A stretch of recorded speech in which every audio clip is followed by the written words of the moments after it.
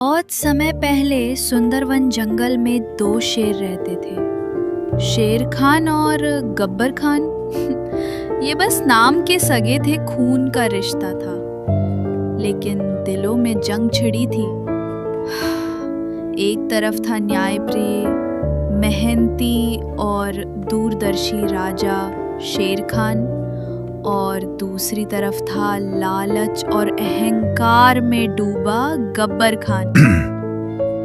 सुन लो सुंदरवन के सभी जीव जंतु, ये इलाका शेर खान का है और यहाँ के नियम भी शेर खान के होंगे। बरसों से यही रिवाज है कि मांसाहारी जीव शिकार करें तो केवल बूढ़े और अशक्त जानवरों का करें।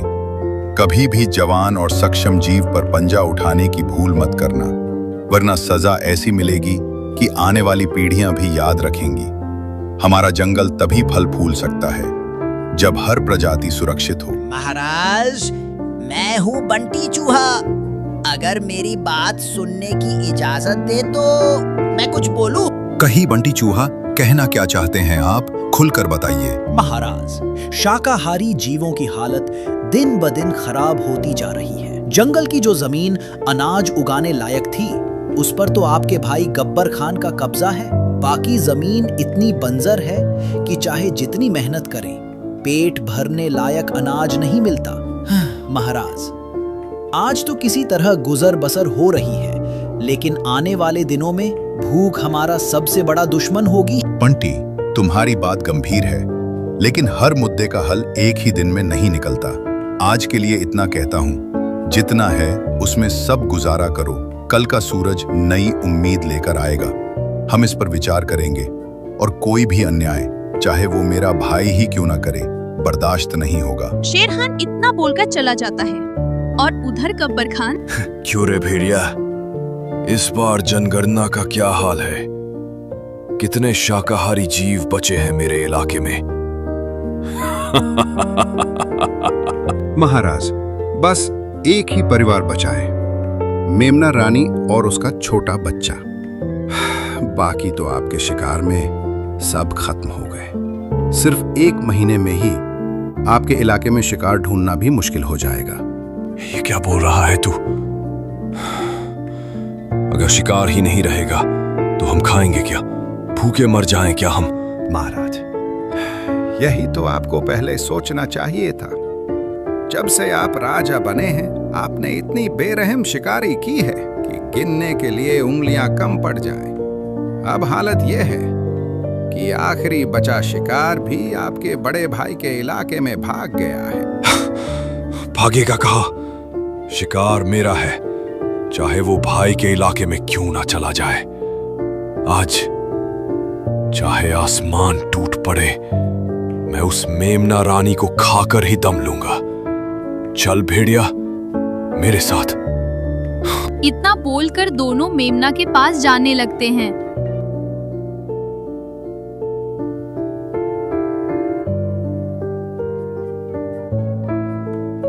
महाराज, यही है शेर खान का इलाका।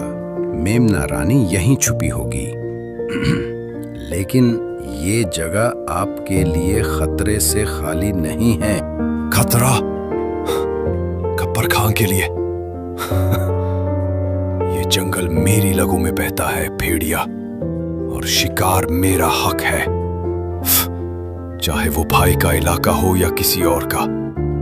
आज मेमना रानी का अंत पक्का है। अचानक झाड़ियों के पीछे से मेमना रानी और उसका बच्चा दिखाई देते हैं, डर के मारे कांपते हुए। भागो मत, तुम्हारा वक्त आ गया है। आज तुम्हारी चीखें इस जंगल में आखिरी बार गूंजेंगी। गब्बर खान झपटता है, तभी उसके सामने शेर खान आ जाता है। बस एक कदम और ये जंगल तुम्हारे नाम को हमेशा के लिए मिटा देगा गब्बर। ये इलाका मेरा है और यहाँ मेरे नियम चलते हैं। तुम्हारे लालच ने पहले ही तुम्हारे इलाके को वीरान कर दिया। अब तुम मेरी प्रजा पर पंजा उठाओगे। जब तक शेर खान जिंदा है, कोई भी मासूम इस जंगल में डर के साए में नहीं जिएगा। तू मुझे रोक सकेगा?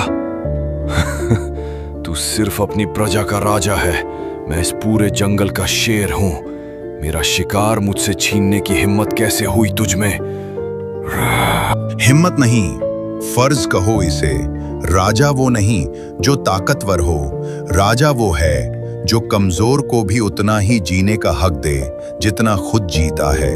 अगर तुझे भूख लगी है तो मैं तुझे शिकार दूंगा, लेकिन इस मेमना रानी को एक बाल भी बांका नहीं होने दूंगा। ठीक है भाई, आज तेरे इलाके का कानून मान लेता हूं, लेकिन याद रख, जंगल के हर कोने में तू नहीं होगा, और जब मैं अकेला शिकार देखूंगा कोई नहीं आएगा उसे बचाने। गब्बर खान मुड़ के चला जाता है। शेर खान मेमना रानी और उसके बच्चे को अपनी सुरक्षा में लेकर जंगल के अंदर ले जाता है। रात का समय, गब्बर खान का अड्डा। आधा चांद आसमान में है, चारों ओर अंधेरा और ठंडी हवा। गब्बर खान गुफा के पास बैठा है, उसकी आंखों में लाल चमक। भेड़िया पास में खड़ा है, डर और उत्सुकता के बीच। भेड़िया, आज की हार मैं भूला नहीं। शेर खान ने सबके सामने मेरी इज्जत मिट्टी में मिला दी, लेकिन जंगल में ताकतवर वही नहीं होता जो सीधे पंजा मार दे। ताकतवर वो होता है जो दुश्मन के किले को अंदर से गिरा दे। महाराज, आपका क्या मतलब है?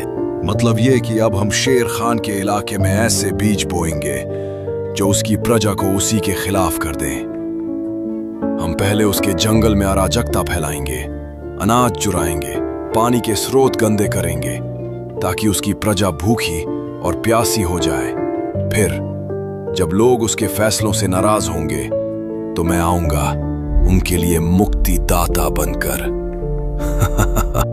इतना बोलकर गब्बर खान और भेड़िया दोनों रात में शेर खान के इलाके में चले जाते हैं और वहां जाकर तालाब में सड़ा हुआ मांस फेंक देते हैं और गुफा से अनाज को चुरा लेते हैं और फिर अपने जंगल वापस आ जाते हैं। तभी अगली सुबह। महाराज, आज सुबह जब मैं सीमा की गश्त पर निकला तो मैंने कई जगह पैरों के निशान देखे। वो हमारे इलाके के नहीं हैं।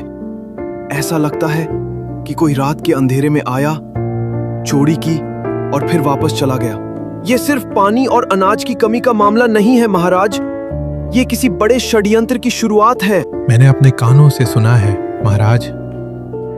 पिछली रात पहाड़ी के पार कुछ अजनबी भेड़ियों की बातें हो रही थी।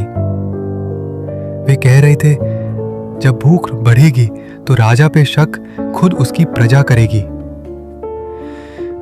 ये शब्द मुझे बेचैन कर रहे हैं। महाराज, हमें जल्दी कुछ करना होगा, वरना भूख और डर हमारी एकता को तोड़ देंगे। महाराज, मैं तो बस पानी लेने तालाब गया था, लेकिन माँ की हालत देखकर मेरा दिल बैठ गया। पानी में सलांद है, मछलियाँ ऊपर तैर रही हैं। अगर ऐसे ही रहा तो ना हम पी पाएंगे न फसल उगेगी। मुझे तो लगता है कि ये काम किसी अंदर के गद्दार का भी हो सकता है जो दुश्मन का साथ दे रहा है। महाराज, मैं आपसे एक बात साफ साफ कहूंगी, ये काम सीधा साधा नहीं है। ये योजना किसी ऐसे के दिमाग से निकली है जो हमें अंदर से कमजोर करना चाहता है। गब्बर खान के पंजे सीधे हमारे इलाके तक नहीं पहुंच सकते, लेकिन उसकी चालाकी जरूर पहुंच सकती है। अगर आप कहें तो मैं रात में गुप्त रूप से उसके इलाके में जाकर पता लगा सकती हूँ कि वो क्या साजिश रच रहा है। तुम सब मेरे परिवार हो और इस जंगल के रखवाले भी। अर्जुन, तुम सीमाओं की चौकसी दोगुनी कर दो। भीम, तुम अपनी ताकत से पानी के तालाब को साफ करने में मदद करो। गोविंद, तुम गांव-गांव घूमकर सबको हौसला दो ताकि डर फैले न पाए। और चपला, तुम मेरी आंख और कान बनकर गब्बर के इलाके में जाओ और सच लेकर लौटो। अगर गब्बर ने सच में ये वार किया है तो अगली लड़ाई जंगल की सबसे बड़ी लड़ाई होगी। के सन्नाटे में लोमड़ी चपला शेर खान के आदेश पर गब्बर खान के इलाके की ओर बढ़ रही थी। उसके हल्के हल्के कदम सूखी पत्तियों को भी आवाज नहीं करने देते थे।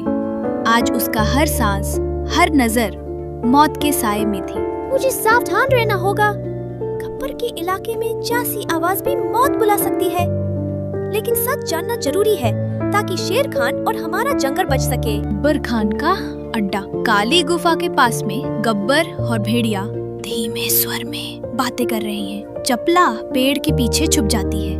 भेड़िया, पहला वार कामयाब रहा।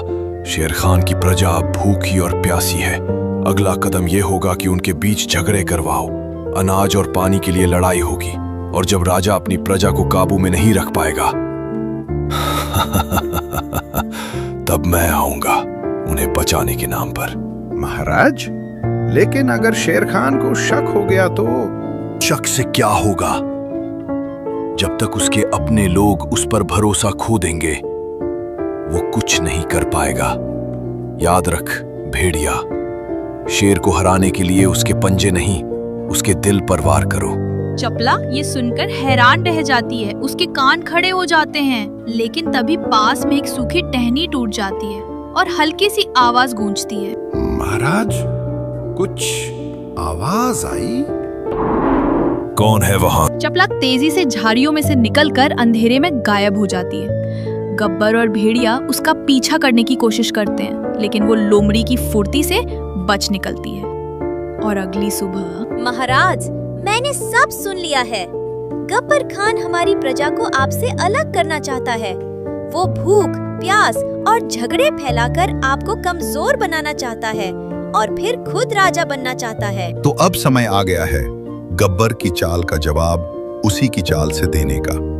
हम उसकी सोच से तेज चलेंगे और जंगल को बचाने के लिए हर कीमत चुकाएंगे। चपला लोमड़ी की खबर ने पूरे दरबार में आग लगा दी।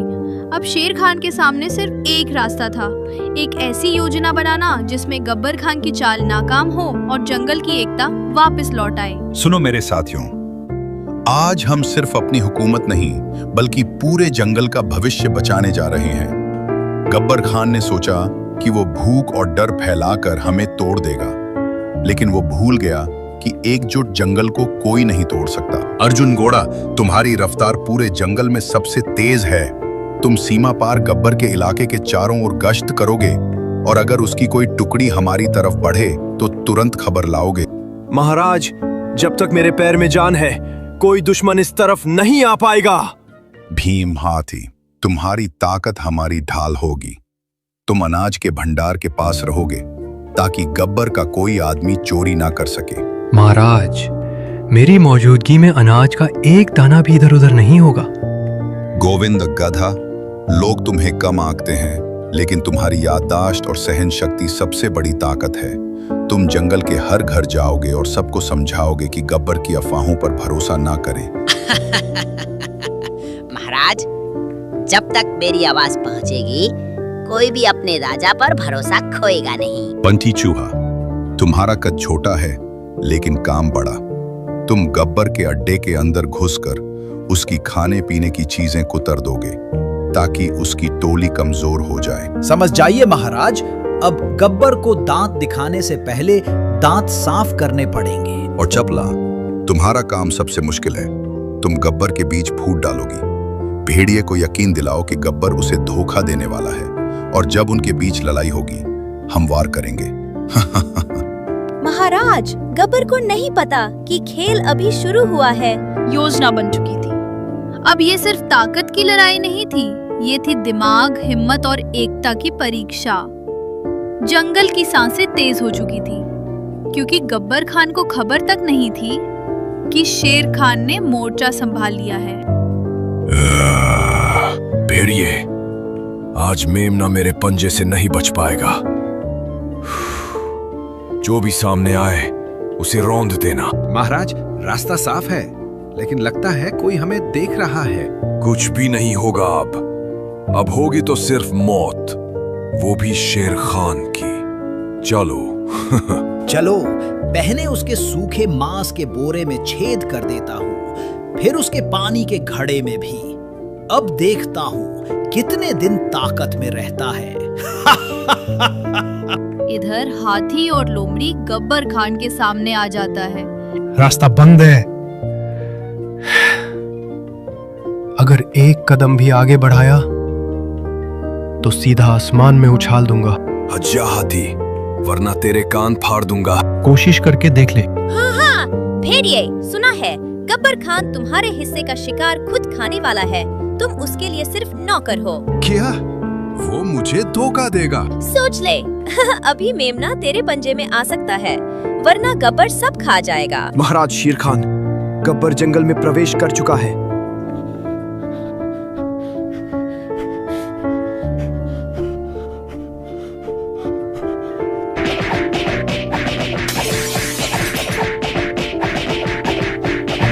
जंगल का कानून भूल गया था। गब्बर, आज तुझे जिंदा छोड़ रहा हूं ताकि तू याद रखे, राज ताकत से नहीं, एकता और न्याय से चलता है। शेर खान, तूने मुझे जिंदा छोड़कर गलती की।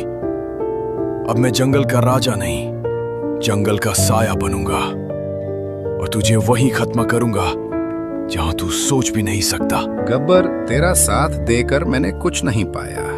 अब मैं शेर खान के पास जा रहा हूं। जा, पर याद रख, गब्बर की छाया से कोई नहीं बचता।